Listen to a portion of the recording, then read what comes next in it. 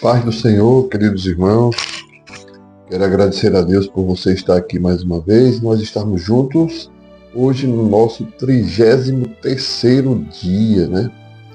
E o tema hoje é a palavra de Deus habite ricamente em nossas vidas. Amém? Bem, queridos, eu quero que você medite um pouco o que já aconteceu, o que Deus tem falado ao teu coração nessa campanha. Nós falamos sobre a obra do Espírito Santo, estamos falando essa semana sobre a palavra, já falamos sobre o ministério de Jesus e as transformações que esse ministério trouxe para nós, né, a reconciliação com Deus e tantas outras coisas. E o que realmente você tem acolhido, absorvido disso. Hoje nós vamos ver, né, que somos chamados a permitir que a palavra de Cristo habite ricamente em nossas vidas. O texto base é Colossenses capítulo 3, versículo 16, carta de Paulo aos Colossenses, diz assim: habite ricamente em vocês a palavra de Cristo. Ensine, aconselhem-se uns aos outros com toda a sabedoria, cantem salmos, hinos e cantos espirituais com gratidão.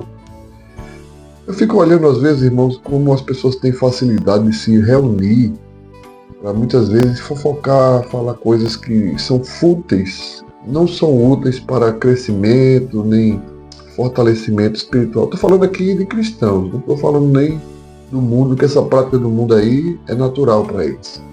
Mas nós, como cristãos, precisamos nos reunir para nos admoestar, nos confortar, consolar uns aos outros, chorar com os que choram, né, se alegrar com os que se alegram.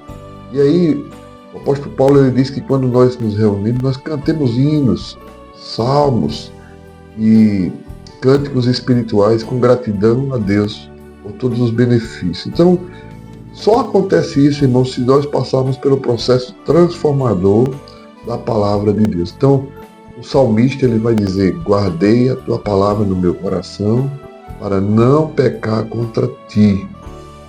E é bem verdade, irmãos, que a nossa velha natureza, né, o pecado que habita em nós, ele vai gemer, vai gritar, vai espernear, vai reagir, lutando desesperadamente, né, para não ser apagado, destruído, anulado. O poder da palavra, ela nos renova, nos revigora, né? É uma verdadeira guerra, né? Que exige de nós muito esforço. Exige de nós um posicionamento firme, uma postura diferente, né? Nós somos, afinal de contas, sal e luz deste mundo. Então nós estamos no mundo, mas não somos do mundo, como Jesus disse. Né? E ele roga ao Pai que não nos tire do mundo, mas que nos livre do mal, né? É o que ele fala nos seus evangelhos. Então, a palavra de Deus deve habitar ricamente nos nossos corações. Deve habitar. Por quê? Porque quando você partir, aí vem aquele texto de Paulo, na segunda carta de Timóteo, diz: combati o bom combate, completei a carreira e guardei a fé. E para guardar a fé é preciso estar cheio da palavra de Deus, né? Nós precisamos estar cheios da palavra. A palavra de Deus, irmãos, irá habitar em nós na medida em que nós dermos a ela o seu devido espaço, a sua devida atenção, fazendo da palavra de Deus a nossa prioridade, né? Buscar em primeiro lugar o reino de Deus e a sua justiça, e as demais coisas nos serão acrescentadas. Seja sincero, tem coisas que você troca, né? Tem momentos que você troca lazer ou outras coisas, né? Pela sua infinita vontade de se satisfazer pessoalmente, né? Você troca a palavra por esses momentos curtos e muitas vezes inexpressíveis que não produzem mudança no seu ser. Mas a palavra de Deus, se você der a devida atenção, se você comer, se você viver, e se você esteja fazendo dela a sua prioridade, porque ela é a única nossa regra de fé e prática. É ela que nos coloca no rumo, no prumo. ela que corrige as nossas rotas. Então precisamos, irmãos, pedir ao Espírito Santo que ele possa colocar no nosso coração esse desejo, né, para sermos fiéis às Escrituras, para estarmos alicerçados na palavra, para que sejamos terras férteis, para receber a palavra, mastigar, meditar, ficar ali ruminando aquela palavra, e essa palavra possa ir colocando a nossa vida no rumo, no prumo, enraizando os nossos pés na rocha e produzindo frutos, né? À medida que nós somos transformados e andamos numa novidade de vida, nós produzimos frutos. Então, para que esse caminho, o caminho da santidade, possa estar crescendo, aumentando em nossas vidas, né? A santificação, é preciso eu comer, me alimentar, fortalecer da palavra de Deus, né?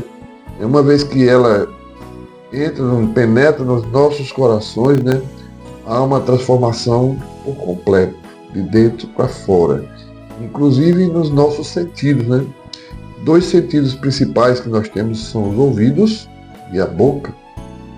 Então, quando a palavra entra e age de forma maravilhosa, majestosa, então o que eu ouço, agora eu vou ser seletivo, vou ter cuidado com o que eu escuto, com aquilo que eu vou dar crédito. Então, quando vier uma fofoca, eu já vou estar preparado para repreender aquilo ali e orar pelas pessoas, né? Se você pedir para orar por alguém, que alguém vem fofocar para você, essa fofoca vai parar ali, tá bom, queridos? Então, Jesus diz assim lá no Evangelho de João, capítulo 10, 27, as minhas ovelhas ouvem a minha voz, e eu as conheço, e elas me seguem. Então, que voz você tem escutado? Será que é a voz da fofoca? Será que é a voz da mentira, do engano? Será que você está buscando aí na internet o dia todo, passando para lá e para cá, para ver se tem alguma palavra de Deus para falar para você? E você está sendo seletivo, só quer escutar aquilo que você quer ouvir, o seu coração quer ouvir. Cuidado, o coração é enganoso, né? Então Jesus dele dá essa orientação. E ele também fala sobre a boca, né? Lá em Colossenses capítulo 4, versículo 6, diz assim, o seu falar seja sempre agradável, temperado com sal, para que saibam como responder a cada um. Então o mundo cobra de nós um padrão. Ele cobra de nós, ele exige de nós um estilo parecido com o de Cristo. E às vezes, muitas vezes, nós somos tão distantes, né, das nossas ações. Então, todas as vezes que a vida te oferecer uma situação de dificuldade, responda primeiro a pergunta, o que Cristo faria no meu lugar? Se nós respondermos isso, muitas coisas serão evitadas nos nossos relacionamentos, tanto com Deus, como com o outro, né? Na nossa convivência. Então, nossa comunhão com Deus, irmãos, esperada pela instrução que a palavra nos dá, deve ser evidenciada no nosso dia a dia, no nosso cotidiano, na nossa casa, no nosso trabalho, na faculdade, na igreja, na vizinhança, na família, nos momentos de lazer, nos momentos de trabalho. Em todos esses momentos, irmãos, a nossa relação com Deus vai refletir na relação para com os nossos amigos, parentes e até mesmo com os nossos inimigos, né? Nós precisamos ter esse preparo que a palavra nos dá, tá bom? Então esse é o nível de comprometimento com a palavra que Deus exige de nós, né? E o que é que ele exige de nós? Tempo, dedicação, entrega e submissão. Esse é um ponto fundamental. Nós estamos numa geração que tem dificuldade de se submeter às autoridades constituídas, aos governos instituídos, seja ele eclesiástico ou até mesmo institucional, né? Mas nós cremos no poder da palavra, que pode transformar o homem, a mulher, a criança, o jovem, em todas as suas áreas da sua vida. Então, ore a Deus hoje, pedindo essa renovação, essa restauração. Se tem alguma área que a palavra de Deus ainda precisa transformar a tua vida, Hoje é dia de entrega. Entrega a Ele, que a palavra possa habitar ricamente nos seus corações, você possa guardar essa palavra para não pecar contra o Senhor. Deus te dê um dia abençoado. Prossiga firme nesse caminho da santidade. Deus abençoe, que você possa compartilhar, dar o seu like, né? E tirar um tempo de qualidade com o Senhor. Não vai ser em vão, tá bom, queridos? Que você tenha um dia abençoado, sua família seja abençoada. E que o nome do Senhor seja glorificado através das tuas ações, todos os dias, em todos os momentos. Amém?